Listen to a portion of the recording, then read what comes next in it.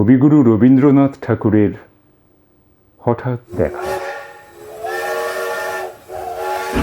রেলগাড়ির কামরায় হঠাৎ দেখা, ভাবিনি সম্ভব হবে কোনোদিন।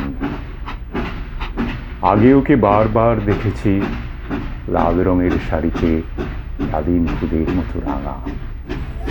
আজ পড়েছে কালো রেশমের কাপড়, আঁচল তুলেছে মাথায়, দোলন চাপার মতো চিকন গৌর মুখখানি ঘিরে। মনে হলো কালো রঙে একটা গভীর দূরত্ব ঘনিয়ে নিয়েছে নিজের চারদিকে, যে দূরত্ব সর্ষে ক্ষেতের শেষ সীমানায় শালবনের নীলাঞ্জনে।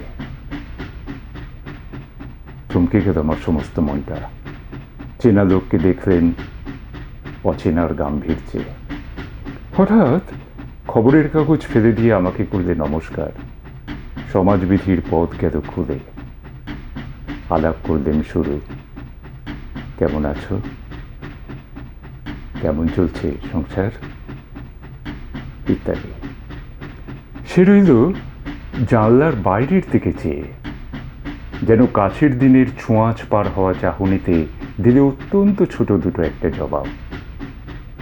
কোনোটা আবার দিলেই না, বুঝিয়ে দিলে হাতের অস্থিরতায়, কেন এসব কথা, এর চেয়ে অনেক ভালো চুপ করে থাকা।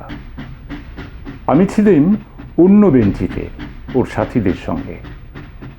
একসময় আঙুল নেড়ে জানালে কাছে আসতে। মনে হলো কম সাহস নয়। বসলুম ওর এক বেঞ্চিতে। গাড়ির আওয়াজের আড়ালে বললে মৃদু স্বরে, কিছু মনে করো না।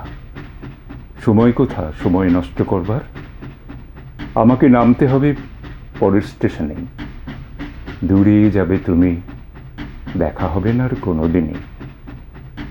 তাই যে প্রশ্নটার জবাব এতকাল থেমে আছে, শুনবো তোমার মুখে। সত্য করে বলবে তো? আমি বললেন, বলবো। বাইরের আকাশের দিকে তাকিয়ে শুধুলো আমাদের গেছে যে দিন, একই বাড়ি কি গেছে, কিছুই কি নেই বাকি।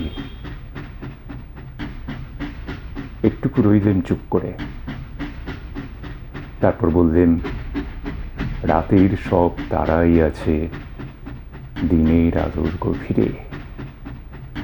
খটকা লাগলো, কি জানি বানিয়ে বললেন নাকি। ও বললে, থাক এখন যাও ওদিকে। সবাই নেমে গেল পরের স্টেশনে। আমি চললেন